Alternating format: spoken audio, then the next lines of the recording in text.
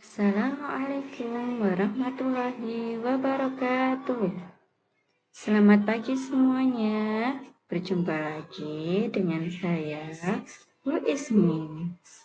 Anak-anak sekalian, bagaimana kabarnya hari ini? Alhamdulillah sehat semua ya. Anak-anak sekalian, mari kita buka materi pada pagi hari ini dengan membaca doa bersama-sama. Bismillahirrahmanirrahim. Rabbi zidni ilma warzuqni fahma. Ya Allah, tambahkanlah ilmuku dan berilah aku kefahaman. Amin. Anak-anak sekalian, materi kita pada pagi hari ini yaitu iman kepada Nabi dan Rasul Allah. Anak-anak ada yang tahu apa itu arti iman kepada Nabi dan Rasul? Iya, benar. Anak-anak, mari kita bahas materi pada pagi hari ini bersama-sama. Iman kepada Nabi dan Rasul Allah artinya percaya bahwa Nabi dan Rasul Allah itu ada. Iman kepada Rasul termasuk rukun iman yang keempat. Allah telah menurunkan Nabi dan Rasul untuk menyebarkan agama Allah. Beriman kepada Rasul berarti bersedia untuk mengikuti ajaran-ajarannya. Orang yang mengikuti ajaran para Rasul, maka hidupnya selamat di dunia dan di akhirat. Sedangkan orang yang tidak mau mentaati ajaran para rasul, maka hidupnya akan sengsara. Jumlah nabi dan rasul yang wajib kita ketahui ada 25. Sebenarnya jumlah nabi dan rasul itu sangat banyak, tetapi yang wajib kita ketahui itu hanya 25. Selain istilah Rasul, kita juga mengenal istilah Nabi. Nabi berasal dari kata naba, yang artinya ditinggikan atau kata naba yang berarti berita.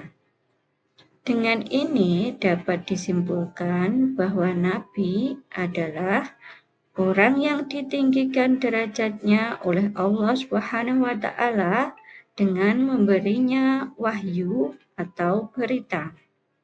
Menurut istilah, nabi berarti manusia biasa, laki-laki yang dipilih oleh Allah Subhanahu wa Ta'ala untuk menerima wahyu.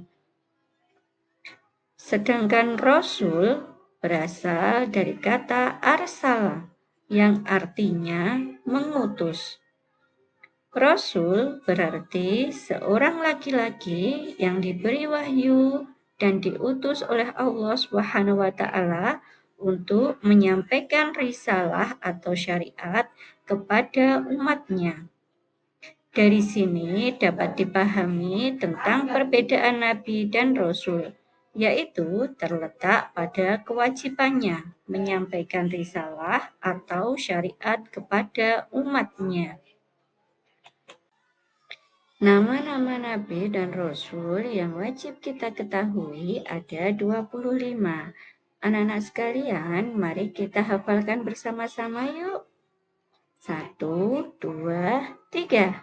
Adam, Idris, Nuh, dan Hud. Saleh, Ibrahim, dan Lut. Ismail, Ishak, Yakub.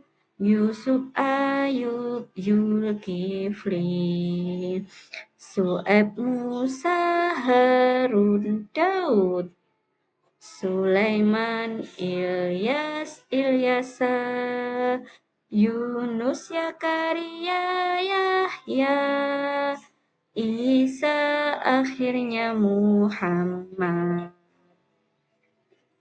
Anak-anak sudah bisa semuanya? Ya, hebat semuanya. Sifat-sifat Nabi dan Rasul Allah. Nabi dan Rasul Allah mempunyai sifat wajib, sifat mustahil, dan sifat jaiz. Nah, yang akan kita pelajari hari ini yaitu sifat wajib dan sifat mustahil Rasul Allah. Yang pertama, sifat wajibnya yaitu sidik, artinya benar atau jujur. Nabi dan Rasul utusan Allah Subhanahu wa Ta'ala merupakan manusia yang jujur. Mereka menyampaikan apa yang diwahyukan oleh Allah Subhanahu wa Ta'ala kepada umatnya. Tidak ada risalah atau syariat yang disembunyikan atau tidak disampaikan kepada umatnya. Yang kedua yaitu amanah. Artinya dapat dipercaya.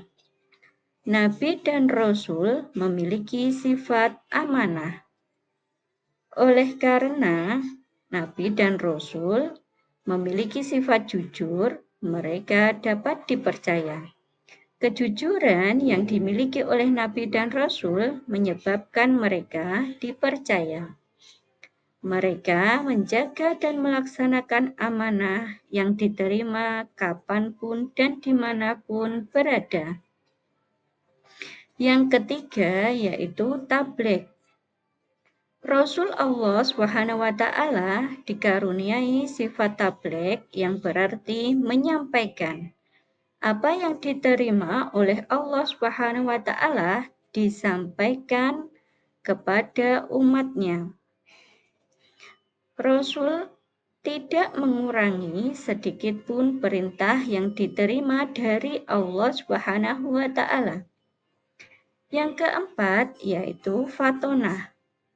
Rasul Allah Subhanahu wa Ta'ala memiliki sifat fatonah yang berarti cerdas. Dalam menjalankan dakwah, Rasul sering menemui halangan dan rintangan. Halangan dan rintangan harus dihadapi dan dicarikan jalan keluarnya. Diperlukan kecerdasan dan kejernihan pikiran agar dapat keluar dari tantangan yang dihadapi. Oleh karena itu, Allah Subhanahu wa Ta'ala mengaruniai Nabi dan Rasul-Nya sifat fatonah. Sifat yang kedua yaitu sifat mustahil atau kebalikan dari sifat wajib.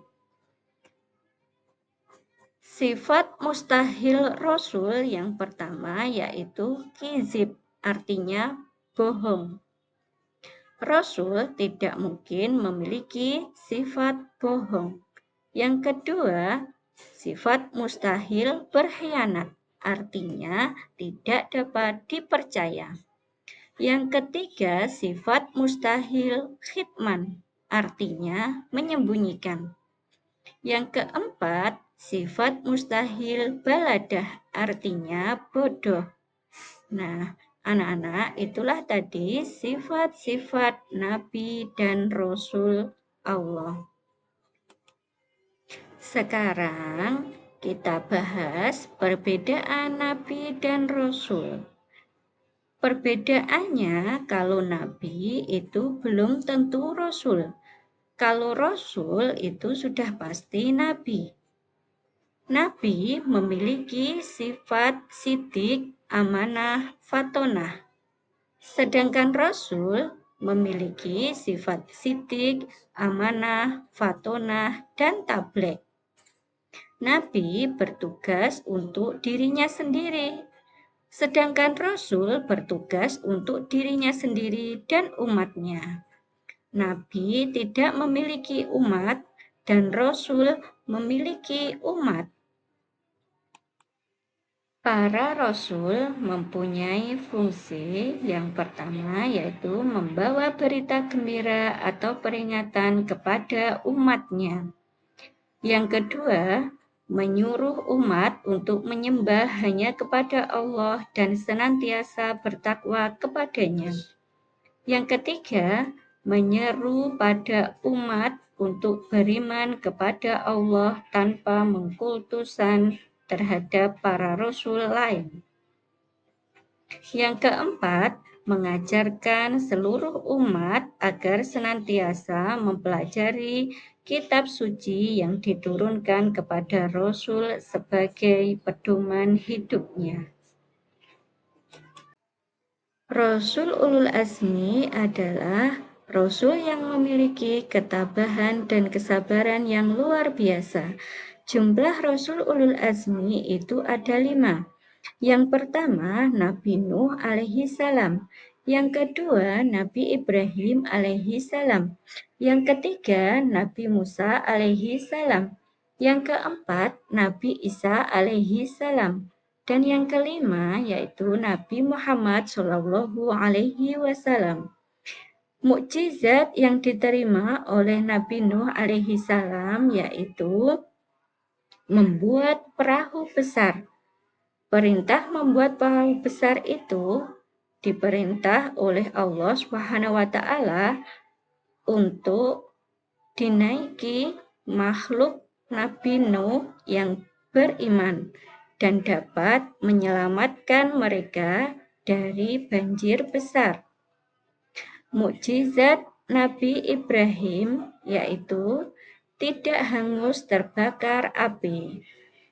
Pada saat itu, Nabi Ibrahim dilempar ke dalam kobaran api oleh Raja Namrud. Namun, panas api itu menjadi dingin dengan izin Allah Subhanahu wa taala. Mukjizat Nabi Musa alaihi salam adalah tongkat yang dapat berubah menjadi ular. Tongkat Nabi Musa dapat membelah Laut Merah sehingga dapat diseberangi.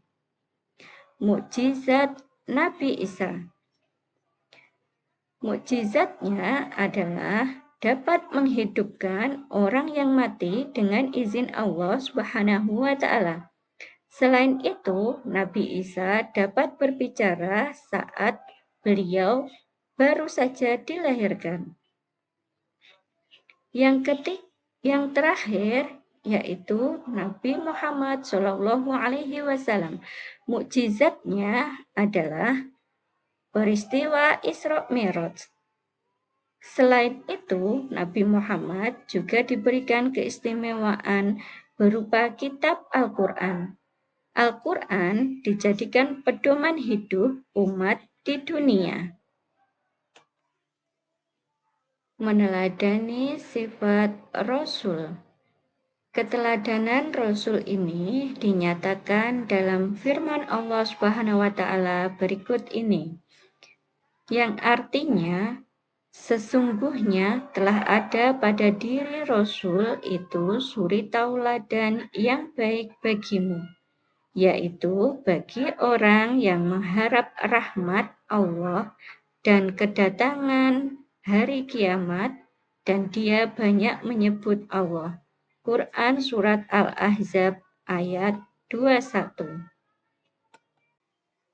Tugas para Rasul: membimbing dan menyampaikan perintah Allah agar umatnya senantiasa melaksanakan perintah-perintahnya dan menjauhi larangannya. Menjelaskan kepada umatnya agar hal-hal yang dapat menyelamatkan hidupnya di dunia maupun akan membahagiakan kehidupannya di akhirat.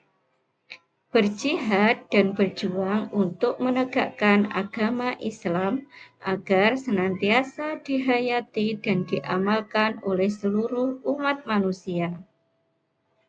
Nah, anak-anakku sekalian, itulah tadi pembahasan kita tentang iman kepada Rasul dan Nabi Allah. Anak-anak, sekarang sudah paham semuanya kan? Nah, sebelum materi pada pagi hari ini kita tutup, marilah kita berdoa bersama-sama. Bismillahirrahmanirrahim. Allahumma inni astaudi'uka ma'alam tanihi fardudhu ilayya inda hajati ilaihi wala tangsanihi ya Rabbal Alamin. Ya Allah, sesungguhnya aku menitipkan kepadamu apa yang telah Engkau ajarkan kepadaku. Maka kembalikanlah kepadaku saat aku membutuhkannya. Dan janganlah Engkau jadikan aku lupa kepadanya. Wahai Allah, Tuhan semesta alam. Amin. Wassalamualaikum warahmatullahi wabarakatuh. Terima kasih semuanya telah menonton video kami.